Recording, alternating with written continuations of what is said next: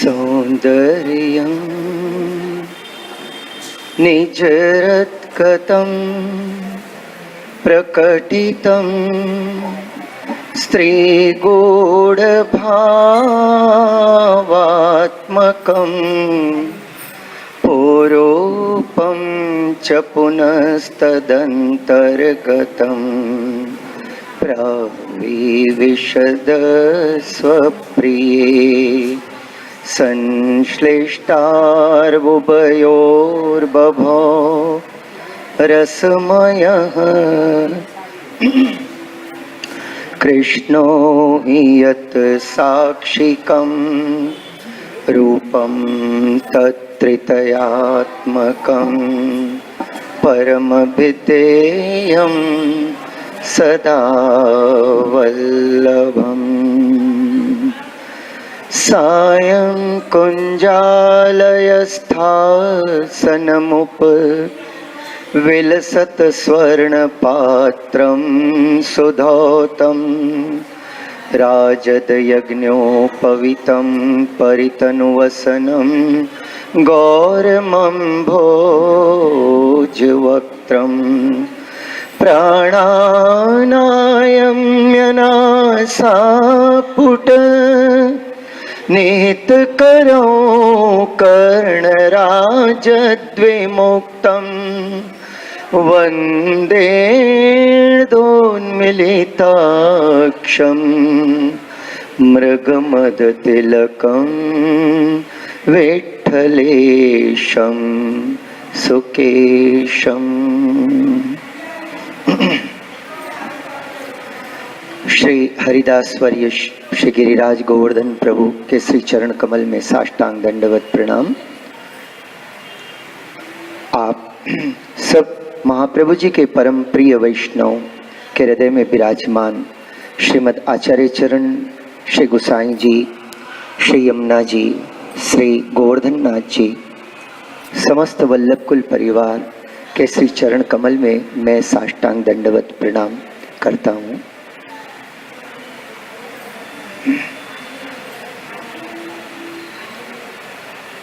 अपन दर्शन कर रहे थे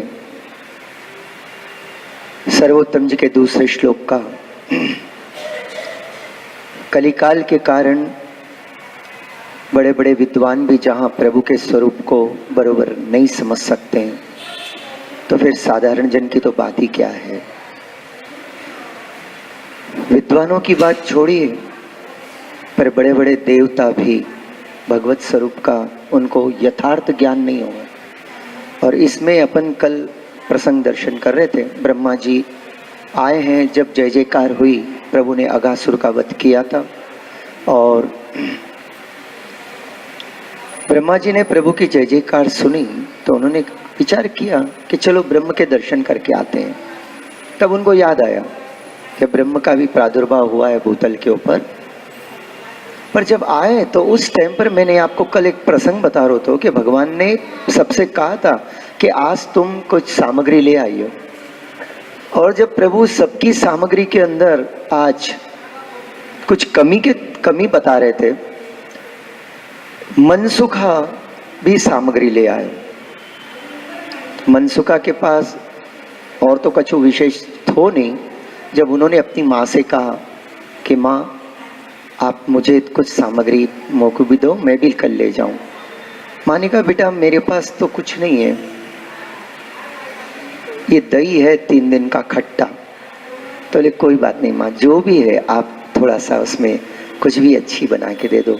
तो माँ ने वो दही की छाछ बनाई, थोड़ा सेंधा नमक आदि डालकर वो छाछ। बोले बेटा तू इसको ले जा। वो ले आयो। मनसुखा सबसे पीछे खड़े थे। अब उन्होंने देखा कि ठाकुर जी कोई की सामग्री अरोग रहे हैं और हर सामग्री में इतनी दिखने में इतनी सुंदर है, पर ठाकुर जी बोल रहे हैं इसमें ये कमी है और इसमें ये कमी है। मनसुखा ने विचार कर लिया, मैं अपनी सामग्री तो कन्हैया को चखाऊंगा ही नहीं। नहीं तो वो बोलेगा कि जब इतनी सुंदर सामग्री भी वो को नहीं सुहा रही है, हाँ, तो फिर मेरी सामग्री तो कोई साधारण ही है। मैं तो अपनी सामग्री कन्हैया को नहीं खिलाऊंगा, नहीं पिलाऊंगा वो छाछ। और एक वृक्ष की ओट में जाकर मनसुखा छाछ पीवे लगे। ठाकुर जी की दृष्टि मनसुखा पे थी, तो ठाकुर जी ने वहीं से सबकी सामग्री प्रभु ने आरोग ली। और मनसुखा देखा कि अब ये मेरा नंबर लगेगा, तो वो जब झाड़ के पीछे और गटागट पीने लगे, लोटे में ले आई तो इतना पी रहे तो वह समय ठाकुर जी ने कहा, अरे मनसुखा, वो मैया ने मेरे लिए भिजाई है सामग्री, तू अकेलो अकेलो मत पी। अब ठाकुर जी तो बोलते रहे और मनसुखा गटागट पी तो रहे। माने गई कुछ भी हो, ये सामग्री आज तो नहीं पिलाऊंगा। ये पिलाते ही वो बोलेगो तेरी माँ तो खट्टी है और वो ये है, इसलिए मैं आज अपनी ये सामग्री नहीं पिलाऊंगा। क्योंकि मैंने चख लियो तो साधारण सी छाछ थी, कहीं इसमें कन्हैया को क्या रस आएगो। और वो खुद स्वयं पीने लगे। ठाकुर जी से रहा नहीं गया, ठाकुर जी दौड़े दौड़े गए वहां पर। उस समय तक जब मनसुखा ने देखा कि प्रभु आ रहे हैं, तो उसने पूरी ऐसे छाछ पूरी जो भी थी सब पी ली। अब वो इतनो पी लियो कि मुंह में ऐसो भर गयो, बड़ो कौर भर गयो, अब वो गिट नहीं सके। और जब प्रभु वहां पहुंचे, जब ऐसे, तो ठाकुर जी ने कहा, दारी के मेरी सामग्री अकेले अकेले पी गयो। और ऐसे कहकर वाके गालन को दबायो। जब गाल दबाए तो उसका मुंह थोड़ा खुला और उसमें से छाछ की धार निकली। और भगवान श्री कृष्ण अपने प्राण प्रिय मित्रों को इतना प्यार करते हैं कि उस समय उसकी जूठी छाछ प्रभु ने आरोगी है। क्यों कि ये इतना प्रभु के साथ रहते हैं कि प्रभु इनके लौकिक और प्राकृतिक तत्व ही विलीन हो गए। ये भगवान के साथ इतने मिल चुके, इतने एक हो चुके कि इनमें और भगवान में कोई भेद ही नहीं, बस एक ही भाव है मित्रता को। और प्रभु को इनके साथ खेलने में आनंद आता है। इसलिए भगवान ने वहां कोई ऐसी मर्यादा नहीं रखी और छाछ पी गए, जूठी छाछ पिए। और जब वो प्रभु ऐसे उसकी छाछ पी रहे थे, जूठी उसके मुंह से निकलती, उसी समय ब्रह्मा जी आए। तो ब्रह्मा जी ने विचार किया, क्या ब्रह्म ऐसा होता है? पर ब्रह्मा जी भूल गए कि ब्रह्म ऐसा भी होता है, ऐसा भी करता है, कुछ भी कर सकता है। वो तो कर्तुम अकर्तुम अन्यथा कर्तुम है, ब्रह्म कुछ भी कर सकता है। पर ब्रह्मा जी ने विचार किया, अगर ये ब्रह्म है तो इसकी मैं परीक्षा करूं। अब देखो, प्रभु के दर्शन कर रहे हैं, प्रभु के दर्शन कर रहे हैं, लेकिन प्रभु के स्वरूप का ज्ञान नहीं हुआ, संदेह हुआ है। ब्रह्मा जी की ये स्थिति। और ब्रह्मा जी ने परीक्षा की। सबसे पहले ब्रह्मा जी ने जो गाय के बछड़े थे तो उनको हर के लेके चले गए। भगवान के मित्रों ने देखा, कहा कन्हैया यहाँ बछड़े थे, कहाँ गए? तो भगवान ने कहा, अरे मित्रों तुम लोग मत उठो, मैं जाकर ढूंढ के लाता हूँ। और भगवान बछड़ों को देखने के लिए गए। और इधर ब्रह्मा जी, वो जो मित्र थे प्रभु के, उन सबको भी, ग्वाल बालों को भी ब्रह्मा जी लेकर चले गए सत्यलोक में। इधर बछड़ों को और ग्वाल बालों को। भगवान ने थोड़ी एक क्षण के लिए देखा कि बछड़े नहीं है, तो भगवान अंतर्यामी है, भगवान जान गए कि ये सब ब्रह्मा की करतूत है। और इधर आए तो प्रभु ने देखा कि मित्रों को भी ले गए। उस समय जो वेद की श्रुति है, सर्व खलु इदम ब्रह्म, जैसे कि जाने के इस श्रुति को सिद्ध करने के लिए वो परब्रह्म परमात्मा साक्षात जैसे मित्र हैं, जैसे बछड़े थे, जैसे उनका श्रृंगार है, जैसे उनके वस्त्र हैं और जैसा उनके टिफिन बॉक्स हैं, सब के सब वो परमात्मा बन गए। आज जब शाम में नित्य गौचारण कर कर जब ये सब के सब आए हैं, तो नित्य जैसा आनंद भगवान कृष्ण के दर्शन कर कर सब ब्रजवासी को आतो आज उनके पुत्र और उनके गाय के बछड़ों को देखकर भी वैसा ही आनंद आने लगा। हृदय में ऐसे ही आनंद प्रकट हुए उनको। अब उनको ये बात समझ में नहीं आई। लेकिन ये जो रहस्य था ये 1 साल तक किसी को पता नहीं चला। 1 साल तक ये किसी को पता ही नहीं चला।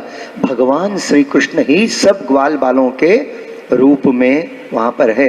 कहते हैं कि उस समय एक ऐसा सुंदर मुहूर्त आया था कि जितनी विवाह की लायक कन्याएं थी उन सबका विवाह वहां पर उन जिन्होंने जिसके साथ तय किया हो गया, पर मूल में देखो तो सबका विवाह प्रभु के साथ ही हुआ है। सबके संग प्रभु के संग हैं और 1 साल तक बाल लीला चलते रही। बस एक ही बात का फर्क रहा। भगवान शुकदेव जी कहते हैं कि जैसे कृष्ण के दर्शन कर कर भक्तों को जैसा आनंद आता था, आजकल क्या हो गया कि अपने बच्चों को देखकर भी उनको ऐसा ही आनंद आता है, उतना ही प्रेम, जरा भी फर्क नहीं लगता उनको, अच्छा लगता था। और 1 साल में जब 5-6 दिन बाकी थे तो एक दिन ऐसी लीला हुई कि बलराम जी को कभी कभी ऐसे लगता था कि मेरा भी मन कृष्ण को देखूं तो इतना आनंद आवे और इन बछड़ों को देखूं तो आनंद आवे। आखिर ये कौन सी लीला है जो मेरे भी मन को प्रभावित कर रही है। और उस दिन क्या हुआ कि जब मैंने ऐसा था कि उन गायों के दूसरे बछड़े हो चुके थे और वो सब गोवर्धन के शैल पर विचरण कर रहे थे, लेकिन जब इन गायों ने अपने पहले बछड़ों को देखा तो रुक नहीं सकी, अपने छोटे दूसरे बच्चों के पास नहीं रुकी और वहां से दौड़कर, ग्वाल कितना ही रोकना चाहे तो नहीं रुकी और दौड़कर इन पहले बछड़ों के पास आ गई। ये प्रकृति से विरुद्ध नियम था कि जब गाय के दूसरा बच्चा हो जाए तो पहले बच्चे को भूल जाती है, उसको याद भी नहीं रहता। और ये देखकर बलराम जी अब अपनी अंतर्दृष्टि से देखने लगे कि ये क्या बात है। और जब देखा तो देख रहे हैं वो बछड़ा और कोई नहीं, साक्षात मेरा जो भाई है कृष्ण वही है। तो उनको आश्चर्य हुआ कि मेरे भाई को ये बछड़ा बनने की क्या जरूरत हुई। फिर देखा मित्रों की ओर तो वो लगे कि ये सब कृष्ण के ही रूप है। अब बलराम जी विचार करने लगे ये कृष्ण बना कब ये सब और ये कब से चल रहा है। खैर वो बलराम जी तो ऐसा विचार करने लगे और भगवान से पूछा तो प्रभु ने उनको सारी बात बताई। अघासुर के वध से लेकर जब ब्रह्मा जी आकर बछड़ों को और गायों और अपने ग्वाल बालों को चुरा के ले गए, ये सारी बात आपने बलराम जी भैया को बताई। तब बलराम भैया की बात पूरी हृदय आरूढ़ हो गई। और इसके बाद ब्रह्मा जी आए। ब्रह्मा जी प्रभु की परीक्षा करने के लिए आए कि अगर ये ब्रह्म है तो इसकी परीक्षा करूं कि कैसा ब्रह्म है। और यहाँ जैसे ही आए तो क्या देखते हैं कि जितने भी प्रभु के जो स्वरूप थे ना, वहां पर ग्वाल बाल मित्र आदि सब के सब चतुर्भुज नारायण भगवान श्री कृष्ण। अब इनमें कृष्ण कौन के समझ में नहीं आ रहे। और उस समय दूसरे क्षण क्या देखते हैं कि जितने नारायण आदि थे ना वो सब भगवान के मित्र बन गए और बछड़े आदि वहीं पर विचरण कर रहे हैं, खेल रहे हैं, कूद रहे हैं। तो ब्रह्मा जी ने विचार किया कि ये सही है या कृष्ण ने वहां से कोई अपने प्रभाव से मेरे सत्यलोक में से ले आया, इसलिए वहां से सत्यलोक में गए और 2 मुख से उधर देख रहे हैं, 2 मुख से इधर देख रहे हैं। उधर देख रहे हैं तो वो ग्वाल बाल बछड़े बेहोश हैं क्योंकि उनको बेहोश कर दिया था ब्रह्मा जी ने, और इधर देख रहे हैं तो खेल रहे हैं। दोनों में इतनी साम्य है आकृति में, प्रकृति में, कि कोई भेद ही नहीं कर सकते। अब ब्रह्मा जी खुद चकराए कि वास्तव में ये सत्य है कि ये सत्य है। और ये विचारते विचारते इतने में क्या देख रहे हैं कि अब वहां कोई नहीं है। वही भगवान कृष्ण एक हाथ में दही भात का कौर और उंगलियों में अचार फल, जैसे बछड़ों को ढूंढने के लिए गए थे, बस वही रूप में जब देखा ब्रह्मा जी ने देखा कि अब कोई नहीं है तो नीचे उतर के आए और अपने 4 मुख से पहले ऊपर हंस को छोड़ दिया और नीचे आकर साष्टांग दंडवत प्रणाम किया। भगवान की 40 श्लोकों से स्तुति की, लेकिन प्रभु ने कुछ नहीं कहा। भगवान ने कहा ठीक है ब्रह्मा जी, ऐसे नहीं कहा। नहीं तो रीत होती है कोई किसी की स्तुति करे तो उनको बोलते हैं हाँ ठीक है आप पधारो। ब्रह्मा जी ने कहा प्रभु मेरा अपराध क्षमा कर कीजिए, मैंने ऐसा अपराध किया जैसे कि एक माँ के उदर में बालक रहता है, वो नहीं समझता है और माँ तो उससे इतना प्रेम करती है, पर बालक अपने लाते मारते रहता है उसको। ऐसा ही मेरा कुछ ये कार्य हुआ, आप क्षमा करो। भगवान ने कुछ नहीं कहा। ब्रह्मा जी प्रभु की 3 परिक्रमा कर कर चले गए और जाने के पहले ग्वाल बाल बछड़ों को वहीं छोड़ दिया। छोड़कर ब्रह्मा जी तो चले गए। और आज जब सब आए तो हालांकि घटना 1 साल पहले की थी, पर आज ग्वाल बाल मित्रों ने कहा कि कन्हैया ने आज अघासुर को मारा। हाँ, 1 साल के बाद, क्योंकि वो सब कन्हैया थे। कन्हैया अपने मुख से नहीं बोलो मैंने ऐसे किया और मैंने वैसे किया।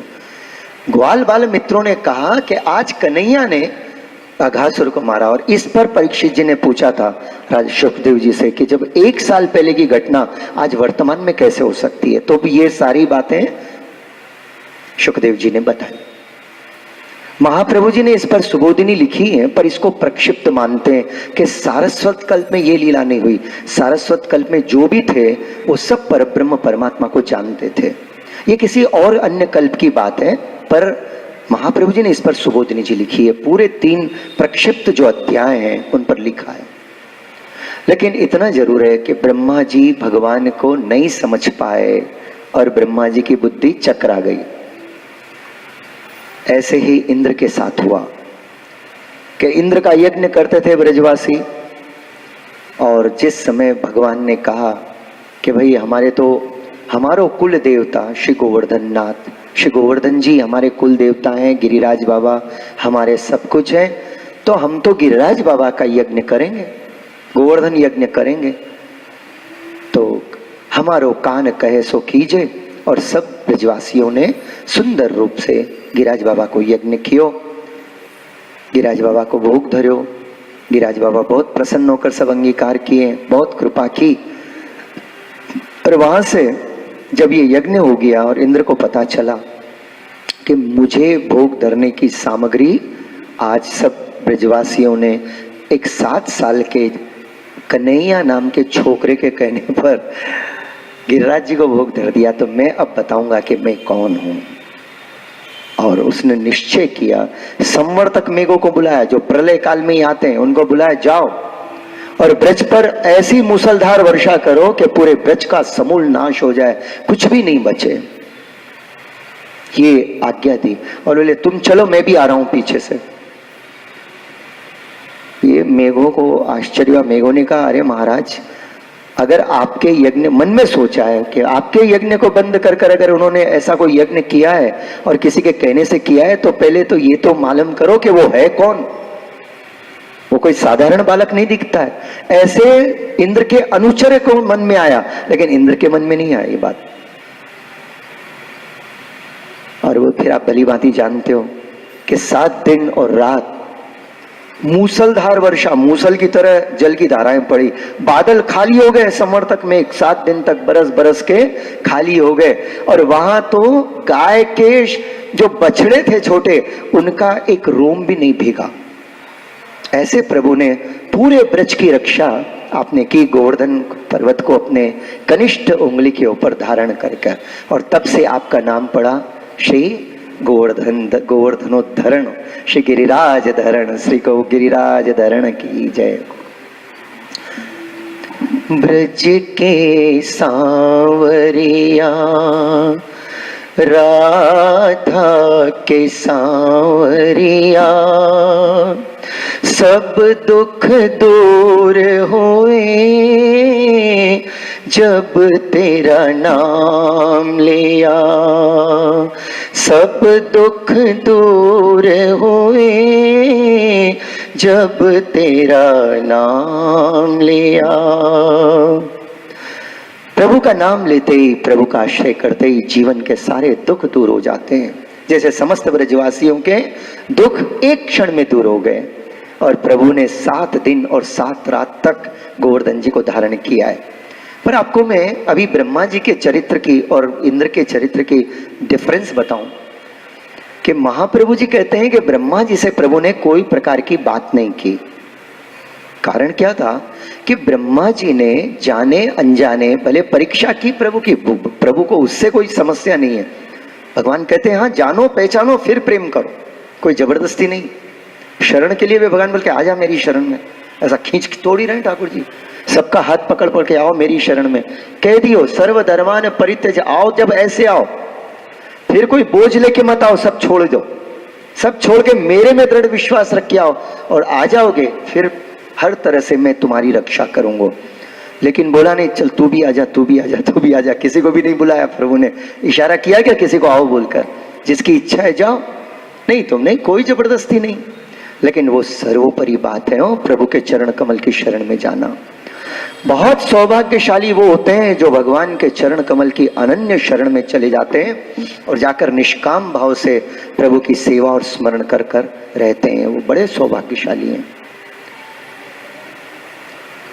तो उस समय ब्रह्मा जी जब परीक्षा किए तो भगवान के जो भक्त हैं, भगवान के जो प्रिय हैं, उनको, उन बछड़ों को और उन मित्रों को प्रभु से दूर किया था उन्होंने, 1 साल तक दूर रखा है। जो भगवान से दूर करते हैं भगवान को वो अप्रिय लगते हैं। तो ब्रह्मा जी का ये कार्य भगवान को प्रिय नहीं लगा। और इंद्र ने क्या किया कि इंद्र ने 7 दिन और रात वर्षा करके, दूसरा कोई चारा ही नहीं, भगवान ने कह दिया आ जाओ भैया, आओ रे भैया आओ, इस शैल की छैया, इस गिरिराज जी की छैया में आ जाओ, डरो मत, आनंद से खेलो कूदो नाचो गाओ, कोई प्रकार को डर नहीं, गिरिराज बाबा की शरण में आ जाओ, इसके नीचे चले आओ। हाँ, मुझको भी गिरिराज बाबा ने अपना छत्र बनाकर मेरे को सुख दे रहे हैं, आनंद दे रहे हैं, मेरी रक्षा कर रहे हैं, तुम लोग आ जाओ, मैं तो निमित्त हूं, ये तो गिरिराज बाबा की कृपा है। ऐसे प्रभु के सब के सब आ गए।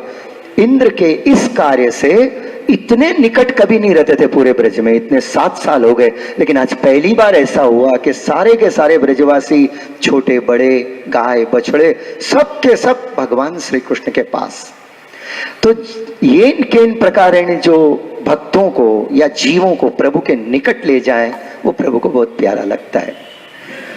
और इसीलिए जब इंद्र ने आयो, इंद्र दंडोत करते हैं, इंद्र पहचान गए प्रभु को कि अब हो चरण कमल महिमा जानी, प्रभु अब मैं आपके चरण कमल की महिमा तो अब जानो, मैं आपको दंडोत करूं। लोगों ने तो फोकट के अंदर मुझे अभिमानी, मुझे ईश्वर बना दिया, न जाने क्या क्या बना दिया।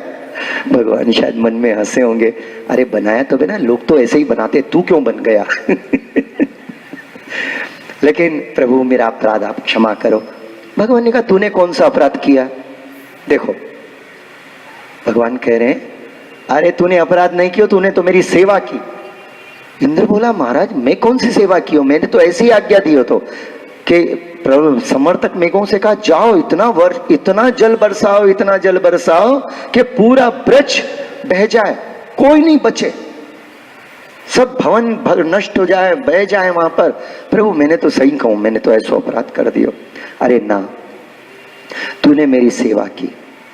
इंद्र बोला प्रभु कम से कम मैं तो नहीं मानता कि मैंने कोई सेवा की है, मेरे को तो ध्यान में भी नहीं आया, मैंने तो आपको ब्रह्म करके भी नहीं जाने हो, भगवान कर कर नहीं पहचानो, जब भी तो ऐसा अपराध कियो, फिर भी आप मेरे अपराध को सेवा मान रहे हो, पर किस रूप से?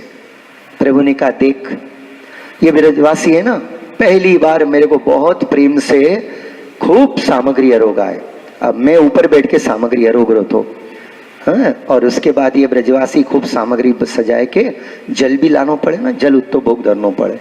तो अब ये जल लेके आए तो एक एक घड़ा कंधे पर रख कर लाए, तो नीचे से ऊपर तक वहां तक गए तब एक घड़ा ले गए जब तक छक्के छूट गए। उसके बाद दूसरा नीचे देखे, बाप रे, नीचे का घड़ा लेकर वापस ऊपर तक जाए, बेचारे थक गए ब्रजवासी। तो कन्हैया के आन और आने दो और आने दो। ब्रजवासियों के मन में आया कि कन्हैया अब हम ज्यादा जल नहीं ला सकते इतना उठाए के, तो वहीं से बैठे बैठे दर्शन करने लगे। प्रभु प्रेम से आरोगने लगे। एक बार बोला ले आओ, एक बार बोला, प्रभु ने भी देखा कि भाई नहीं इनसे इतना ही हो सकता है, तो फिर प्रभु ने आग्रह नहीं किया। प्रभु कह रहे हैं कि मेरे प्रेम से मेरे ब्रजवासियों ने जो मुझे भोग धरा, पर उस प्रमाण में जो जल की सेवा करनी चाहिए थी वो नहीं कर पाए।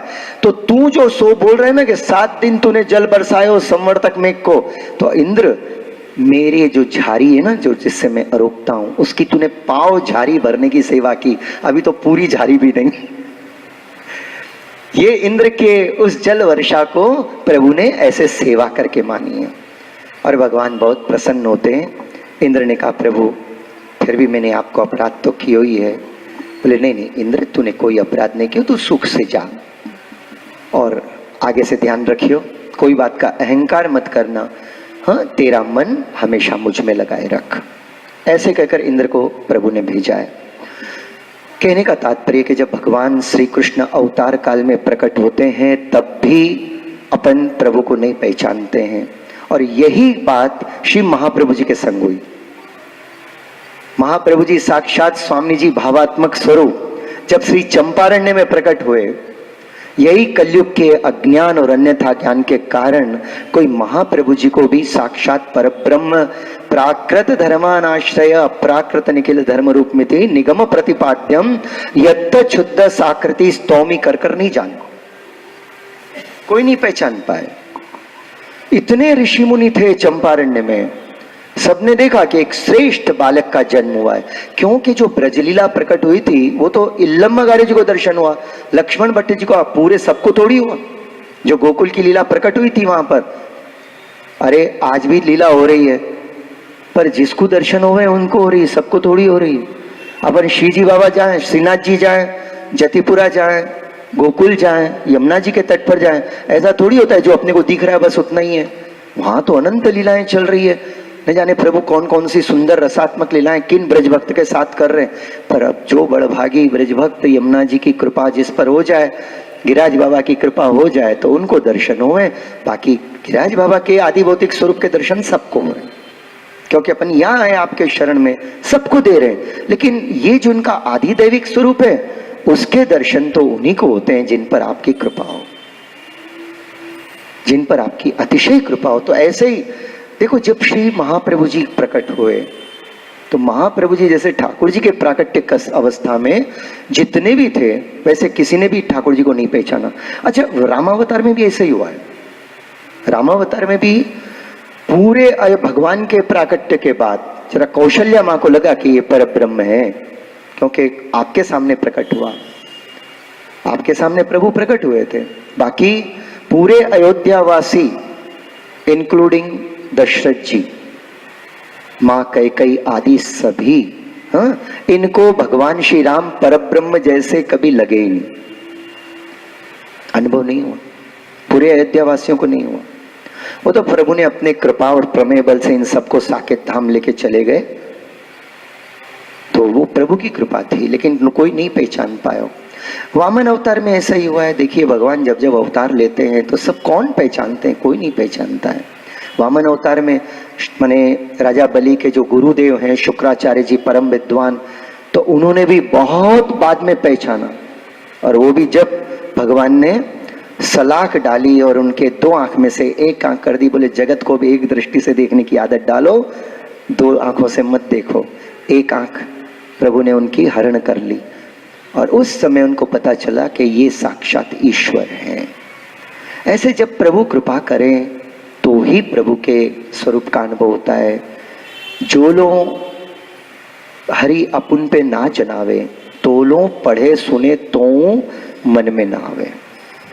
तो ये प्रभु के स्वरूप को ऐसे कुछ बात, लीला ही ऐसी है, प्रभु की लीला ऐसी है।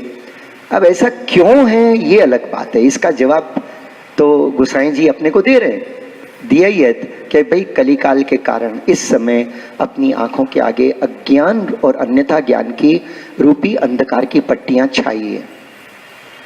तो अपने को अपने का अपना ही ध्यान ज्यादा रहता है, प्रभु का ध्यान उतना नहीं आता है अपने को। तो जिस तरह भगवत अवतार को नहीं पहचान सके प्राकट्य समय में, उसी समय ऐसा नहीं कि अज्ञान केवल कलिकाल में ही होता है। भगवत स्वरूप के बारे में अज्ञान, पूर्ण ज्ञान, सत्य ज्ञान, यथार्थ ज्ञान कोई भी युग रहने दो, प्रभु की जिन पर कृपा होती है उन्हीं को ही होता है। ऐसे 12 महापुरुष हैं जो प्रभु के महात्म्य को जानते हैं पूरे भूमंडल पर, 12 है महापुरुष। हर कोई प्रभु के महात्म्य ज्ञान को नहीं जाने, हाँ जिन पर जितनी कृपा हो जाए उतनी थोड़ी सी जान लेता है, उसको तो उसी में धन्य हो जाए। लेकिन पूर्ण महात्म ज्ञान हाँ बहुत कम लोगों को ही होता है भगवत कृपा से। इसी तरह महाप्रभु जी जब प्रकट हुए चंपारण्य के अंदर। तो उस समय महाप्रभु जी के दर्शन अनेक ऋषि मुनियों ने सबने किया, लेकिन उस समय 5 साल के दामोदर दास जी हरसानी आए थे अपने पिता के साथ। तो उनको महाप्रभु जी के दर्शन साक्षात परब्रह्म पूर्ण पुरुषोत्तम परमात्मा के होते हैं। उनको ठाकुर जी महाप्रभु जी साक्षात परब्रह्म स्वरूप के दर्शन कर कर उनका मन लगता है कि ये साक्षात परब्रह्म परमात्मा है। बाकी वहाँ जितने भी ऋषि मुनि आदि थे, हाँ, बहुत सब विद्वान हैं, तपस्वी हैं, ज्ञानी हैं, पवित्र हैं, निर्मल हृदय वाले हैं, परंतु महाप्रभु जी के स्वरूप को साक्षात पूर्ण पुरुषोत्तम में ऐसे कर कर नहीं पहचान पाए। अब आगे अगर बढ़ते हैं तो जब महाप्रभु जी वर्धा नगरी में गए, वर्धा जहां पर दामोदर दास जी हरसानी जी का गढ़ था, नागपुर के पहले वर्धा, छज्जे पर बैठे दामोदर दास संबर वाले 5 साल की उम्र में दर्शन करके वहां गए। और तब से लेकर अब तक न खाए की सुध, न पैरवे की सुध, कोई बात का ध्यान नहीं, केवल महाप्रभु जी का ध्यान था दामोदर दास जी हरसानी जी को। बस वहीं बैठे रहते थे और अहरनिश श्री महाप्रभु जी के स्वरूप का ध्यान करते थे और चिंतन करते थे। जब एक दिन उन्होंने देखा, इस घटना के लगभग माने महाप्रभु जी जब 11-12 वर्ष के थे, समझे, इतना 10-1 साल का समय निकल गया है। और उस समय माने आपने देखा कि वर्धा के राजमार्ग पर से एक महान स्वरूप अत्यंत अलौकिक चले आ रहे हैं। और ये अपने 4थी मंजिल के ऊपर, घर की 4थी मंजिल के खिड़की में बैठे थे ऐसा ऊपर। और जो ही महाप्रभु जी के दर्शन किया, इनका रोम रोम प्रफुल्लित हो गया और सीधी ऊपर से छलांग लगाई श्री महाप्रभु जी के चरणों में। महाप्रभु जी ने कहा, आयो दमला। दमला जी के नेत्र बहने लगे, कृपानाथ आपकी कृपा से, आज आपकी कृपा से मुझे आप प्राप्त हुए हो। बस अब न इधर देखा न उधर देखा, सीधे महाप्रभु जी के पीछे। उनके 3 भाई और थे, दमला जी के 3 भाई थे। तो उनसे कहा, अरे तुम्हारे भाई को तो वो तो किसी के पीछे जा रहा है। तो उन्होंने कहा, पहले ही पागल जैसा, हाँ, और अब न जाने और किसके पीछे जा रहा है। तो तीनों भाई भागते भागते गए देखने। उस समय महाप्रभु जी एक बगीचे में विराजमान थे और दमला जी उनके पास विराज के दर्शन कर रहे थे। और तीनों भाई आए तो तीनों भाई क्या देख रहे हैं कि वहां तो एक प्रज्वलित अग्नि का स्वरूप है, अग्नि जैसी कोई प्रज्वलित हो रही है। और दमला जी वहां खड़े खड़े उनको हाथ जोड़ रहे। तो ये तो डर गए कि न जाने ये कौन है। अरे चलो भाई, अपने प्राण बचाओ, वहां से भागे चले आए। उनके मन में नहीं आया कि जब हमारो भाई गए तो हम भी जाएं उनके पास। देखिए, दमला जी को परब्रह्म के दर्शन हुए, दमला जी ने पहचान लियो, दमला जी गए। बाकी उनके 3 भाई और वर्धा नगरी में से और कोई श्री महाप्रभु जी की शरण में नहीं आया। इतना क्यों? कृष्णदास मेघन, मैं आपको कुछ प्रसंग ऐसे बताऊं, ये सब महाप्रभु जी के अनन्य हैं, इतने प्रिय हैं कि जब कृष्णदास मेघन 8 साल के हैं और उस समय उनके गुरु ने उनको ध्यानावस्था में कहा था कि आज कहीं पर भगवत स्वरूप का प्राकट्य होना चाहिए।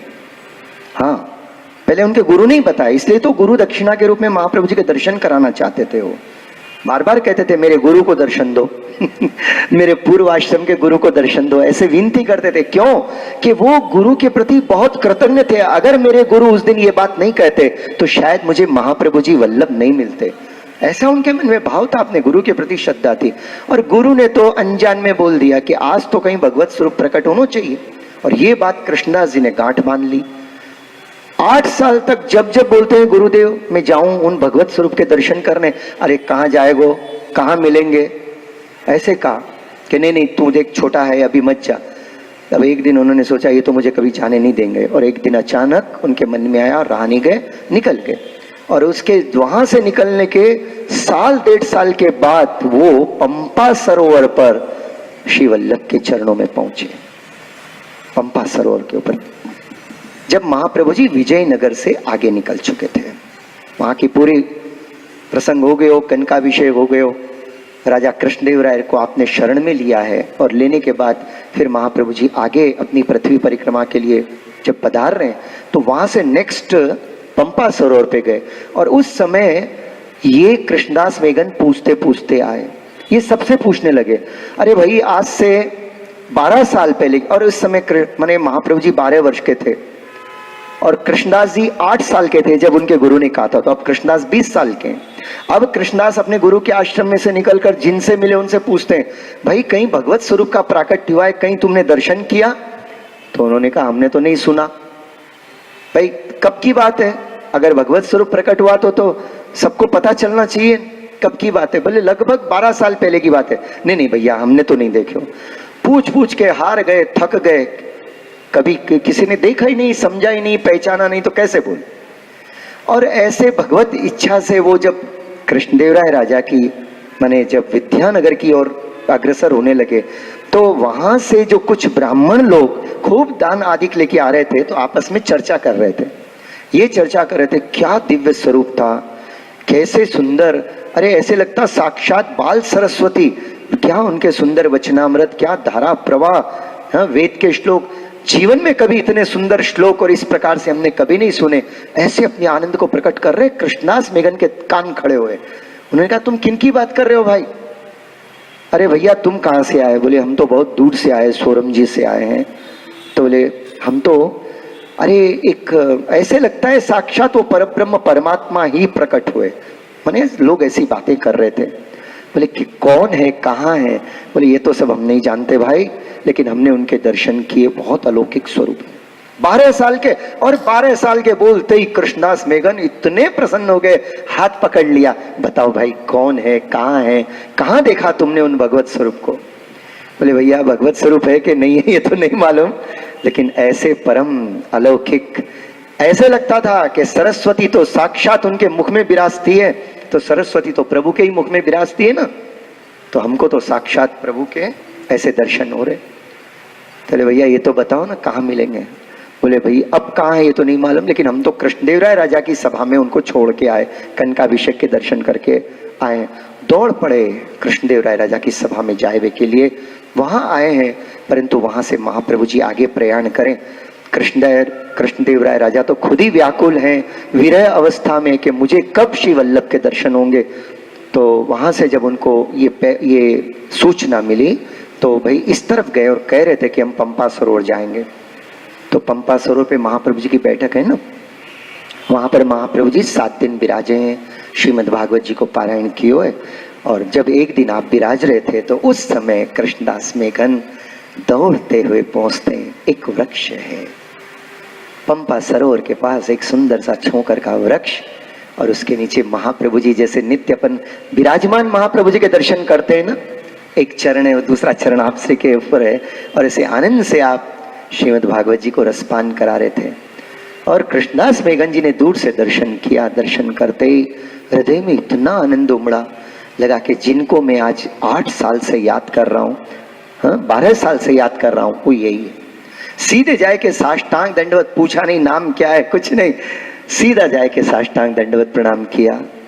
महाप्रभु जी ने, आपने बहुत ही स्मित हास्य करते मधुरता से कहा, आयो कृष्णदास, कई कृपानाथ आपकी कृपा से आया हूं। 12 साल से श्री महाप्रभु जी के भगवत स्वरूपात्मक अनुभव और दर्शन कर रहे हैं कृष्णदास जी, पर कितनों के साथ रहा, कितनों से पूछा है, पर ये कृष्णदास जी जिन जिन से भी मिले, उनको प्रभु की याद आए हुए लगी। फॉर एग्जाम्पल दामोदर दास हरसानी जी की वार्ता बांची है। दामोदर दास जी मकर स्नान के लिए जब प्रयाग में गए, तो उनको एक ताम्र पत्र मिला, और रात में स्वप्न में आज्ञा हुई कि जो इसको बांचे उसकी शरण में जाइए, है कि नहीं? अब ये उस दिन प्रयाग में जितने भी विद्वान थे, सबको ले जाके ताम्रपत्र बताते हैं, पर कोई नहीं बांच पाया। महीने भर तक ये बात चली, और अचानक कृष्णदास मेघन उस समय ढूंढते ढूंढते वहां आ गए। तो उन्होंने दामोदर दास संबरवारे से कहा, जब ये उनकी कुछ थोड़ी सी जान पहचान हो गई थी, तो उन्होंने कहा भाई तुम जरा बांचो ना, ये ताम्रपत्र क्या है? मैं क्या बांचूंगा भाई, मैं तो खुद उनकी तलाश में उन पर ब्रह्म भूतल पर प्रकट हो चुके हैं। बोले क्या बात कर रहे हो? दामोदर दास संबरवा ने कहा, क्या परब्रह्म परमात्मा भूतल पे प्रकट हुए? बोले भाई मैंने ऐसा सुना, तो मैं तो उनकी तलाश में जा रहा हूँ, क्या करूँ, मेरा मन मेरे गुरु में आसक्त है, इसलिए मुझे इतनी देर हुई, लेकिन मैं अब ढूंढने जा रहा हूँ और मुझे लगता है कि वही इस पत्र को बांध सकते हैं। अब जब से कृष्णदास मेघन ने ये बात कह के चले गए, तब से दामोदर दास संबरवारे के मन में भी आतुरता जागी कि कब वो मुझे मिलेंगे। और एक दिन क्या हुआ कि दामोदर दास संबरवारे पहुंच गए काशी, कन्नौज से पहुंचे काशी। वहां सेठ पुरुषोत्तम दास जी, ये दोनों की मित्रता थी, तो सेठ पुरुषोत्तम दास जी से मिले तो उनको भी ये बात की बताई कि भाई ये ऐसा ताम्रपत्र है, तो काशी के पूरे विद्वानों को बचाया, वहां कोई उसको बाँच नहीं पाया। तब उन्होंने कहा मुझे लगता है कि वो जो आएंगे ना, वो पर ब्रह्म स्वरूप भगवान साक्षात ईश्वर पधारेंगे, वही बाँचेंगे। तो पुरुषोत्तम दास जी के कान खड़े हो गए, बोले कौन से ईश्वर की बात कर रहे हो? अभी तक भाई इंदुलेखा सखी है, लेकिन अभी तक तो प्रभु के दर्शन नहीं हुए। कहा किन पर ब्रह्म की बात कर रहे हो? अरे मैंने भी अभी तक सुना ही है। वो कृष्णदास मेघन ने कहा ऐसे थोड़ी थोड़ी चर्चा आपके अंतर्गत सेवकन में हो रही है और सबका मन उनके महाप्रभु जी की तरफ लग रहा है, पर अभी किसी ने वल्लभ के दर्शन नहीं किए। मैं ये बता रहा था कि भगवती का संग हुआ, कृष्णदास जी का संग हुआ, तो जिन जिन को संग हुआ उनका मन महाप्रभु जी में लगा है। तो ऐसे कृष्णदास जी जब उन पर महाप्रभु जी ने कृपा करी और उसके बाद जब पंपा सरोवर पे महाप्रभु जी के चरण कमल को दंडवत कर कर आपकी सेवा में हमेशा ठाड़े हो गए, तब से लेकर आखिरी तक छत्र की तरह महाप्रभु जी के संग रहे और महाप्रभु जी की जय जयकार, महाप्रभु जी के हर काम में हमेशा आगे रहते हैं कृष्णदास जी मेघन। और यही कृष्णदास जी जब महाप्रभु जी सोरम जी की ओर आए, तब उन्होंने महाप्रभु जी से विनती करी आपकी आज्ञा हो तो मेरे पूर्व आश्रम के गुरु को मैं आपके दर्शन कराना चाहता हूँ, आप परब्रह्म पूर्ण पुरुषोत्तम के। महाप्रभु जी ने इतना ही कहा कि वो दैवी जीव नहीं है, इसीलिए उसके मन में ऐसा भाव नहीं आएगा और कृष्णदास तू खेद पावेगो। महाप्रभु जी ने पहले ही बोल दिया। फिर भी कृष्णदास मेघन गए और अपने गुरु के आश्रम में जाते ही गुरु ने कहा अच्छा तूने और गुरु कियो? तो कृष्णदास मेघन जी ने कहा गुरु तो मेरे आप ही हो, पर आपकी कृपा से मुझे साक्षात परब्रह्म पूर्ण पुरुषोत्तम परमात्मा मिले, आपकी कृपा से। अब वो गुरु देखने लगे सूरत। गुरु ने कहा कि श्री वल्लभ परब्रह्म परमात्मा कैसे? उस समय बहुत दुख हुआ जब ये बात गुरु ने कही। अरे मैं कह रहा हूं आपकी कृपा से मुझे ऐसा अनुभव हुआ है। तब उस समय कृष्णदास मेघन प्रमाण देना चाह रहे हैं, वहां अंगीठी दगदगात रहे, तो उस अंगीठी में से आपने कहा कि अगर वल्लभ परब्रह्म पूर्ण पुरुषोत्तम नहीं है तो मेरे हाथ जड़ चाहिए हो, और अगर वो पूर्ण पुरुषोत्तम है तो फिर मेरे हाथ को कछु नहीं होएगा। ऐसे कहकर आपने ऐसी अपनी अंजलियां, दोनों अंजलि उस भट्टी में डाल दी और जलते हुए अंगारों को हाथ में लिया, ऐसे लेकर खड़े हो गए और श्री महाप्रभु जी का स्मरण करने लगे। उनका एक मुहूर्त तक आपने लिया, लगभग 10 मिनट तक लेके खड़े रहे, लेकिन कुछ नहीं हुआ। और जब गुरु डर के मारे कहा अरे छोड़ छोड़ डाल दे, और ऐसे हाथ पकड़ के नीचे डाला तो जमीन जल गई, लेकिन हाथ को कुछ नहीं हुआ। फिर भी क्या गुरु के मन में आया कि एक बार जाकर मैं श्री वल्लभ के दर्शन करूं जो यहां तक पधारे हैं। अब ऐसा क्यों? क्योंकि वल्लभ के स्वरूप का ज्ञान ही नहीं। देखिए स्वरूप प्रकट हो जाते हैं, ऐसे ही न जाने आज अपने मध्य में कहां कौन सा स्वरूप है, पर अपन कलिकाल तमश्चन्य दृष्टित्वा विदुषामपि संप्रत्य विषयस्तस्य महात्म्यम समबुद्भुवि। आज भी महाप्रभु जी अपने संग हैं, अपने पास है, पर अपने जब दृष्टि अलौकिक होए तो ही अपन दर्शन कर पाते हैं। ये प्रत्यक्ष उदाहरण है कि महाप्रभु जी के संग रहते हुए, इतना प्रमाण देते हुए भी सबके मन में ऐसा नहीं आता तो कि श्री महाप्रभु जी साक्षात ईश्वर हैं। जो वेद जो जिनका प्रतिपादन करते हैं, वेद जिनकी स्तुति करते हैं, वो यही है, ऐसा मन में नहीं आता। एक उदाहरण आपको और दूं कि निम्बार्क संप्रदाय के आचार्य कश्मीर में रहते थे, केशव भट्ट जी उनका नाम था, और वो उनके साथ एक माधव भट्ट कश्मीरी नाम के उनके सेवक, तो वो दोनों आए। तो उनको लगा कि भाई आचार्य जी बहुत विद्वान है, तो हम इनके मुख से भागवत जी सुनेंगे। तो महाप्रभु जी से प्रार्थना की कि महाराज आप भागवत जी बहुत सुंदर करते हो, ऐसे हमने सुना है, तो आप कृपा करके हमको भागवत जी सुनाओ। ऐसे विनती कर रहे थे हाथ जोड़ के, क्योंकि एक विद्वान है, दूसरे विद्वान से ऐसी बात करेंगे, पर मन में था कि ये भी विद्वान है तो मैं भी विद्वान हूं। हाँ, तो इसीलिए अपने आप में कोई दास्य भाव नहीं जाग्यो और समान आसन पर बैठकर भागवत जी सुनी तो कुछ पल्ले ही नहीं पड़ी। और उनके सेवक माधव भट्ट कश्मीरी, उनको महाप्रभु जी के स्वरूप में साक्षात परब्रह्म के दर्शन हुए और वो नीचे बैठ गए। नीचे बैठकर सुनी तो 7 ही दिन में उनको लगा कि मैं इनकी शरण में चले जाऊं। और वही 7 दिन केशव भट्ट जो उनसे ज्यादा विद्वान है, उनसे ज्यादा विद्वान थे, महाप्रभु जी की पूरी भागवत जी सुनी। अरे एक श्लोक व्यास जी सुनकर व्यास जी भाव विभोर हो गए और कहा कि धन्य हो आप। पर ये केशव भट्ट जी को सुनकर कुछ नहीं हुआ हृदय के अंदर, कारण दैवी जीव नहीं। तो माधव भट्ट कश्मीरी तो श्री महाप्रभु जी के सेवक हो गए और फिर ऐसे दिव्य उन्होंने महाप्रभु जी की सेवा करी है कि आज जो अपने को सुबोधनी जी प्राप्त होती है ना, उन परम भगवदीय श्री माधव भट्ट महाप्रभु जी बैठकर कभी नहीं लिखे। महाप्रभु जी कभी लिखते नहीं थे, तो अन्य लिखते थे सब। महाप्रभु जी वचनामृत करते थे और जिनको लिखना है वो लिख लेते थे, सब लिखते थे ऐसे। तो माधव भट्ट कश्मीरी आपकी सेवा में आए और श्री महाप्रभु जी के वचनामृत को सुबोधिनी जी के रूप में आपने पूर्ण रूप से लिखा है, जो आज अपन उन भगवती की कृपा से ये सुख सौभाग्य अपने को मिला कि अपन सुबोधिनी जी का दर्शन कर सकते हैं। कम से कम इतना तो सौभाग्य है कि नहीं, कि सुबोधिनी जी के अपन दर्शन तो कर सकें। अगर माधव भट्ट कश्मीरी जी नहीं रहते तो अपन ये नहीं कर पाते। तो ऐसे माधव भट्ट जी ने तो पहचानो, लेकिन केशव भट्ट जी ने नहीं पहचानो। इतना क्यों? महाप्रभु जी के जाति की बुढ़िया अड़ेल में रहती है, पर महाप्रभु जी को अपनी ही जाति का एक ब्राह्मण बालक समझती है और ईर्ष्या करती है कि इनकी सब जय जयकार करते हैं और मुझे कोई पूछता ही नहीं है। बहुत बड़ा प्रसंग है, मैं तो खाली आपको रेफरेंस टू द कॉन्टेक्स्ट बता रहा हूं। फिर उन पर भी महाप्रभु जी ने कृपा की और अपनी पहचान कराई। ऐसे जब श्री वल्लभ कृपा करें तो ही वल्लभ की पहचान होती है। प्रश्न ये है कि जब कोई आचार्य नहीं पहचान सकते, विद्वान नहीं पहचान सके, और महाप्रभु जी जब भूतल पर प्रकट हुए तो कोई नहीं पहचान सका, तो श्री गोसाई जी कैसे पहचान लिए? गोसाई जी ने कैसे पहचानो? तो इसका जवाब 3 श्लोक में गोसाई जी स्वयं देंगे कि तयया निज महात्म्यम करिष्यन प्रकटम हरि। अच्छा देखिए, कल श्री पुरुषोत्तम जी महाराज आए, उनके वचनामृत कल है या परसों है, ये मुझे अभी तक डेफिनेट नहीं मालूम। श्री वल्लभाधीश की जय। अगर कल आपसे के वचनामृत वहां हवेली में रहेंगे 1 दिन के, तो मैं आपको मालूम करके सूचित कर दूंगा।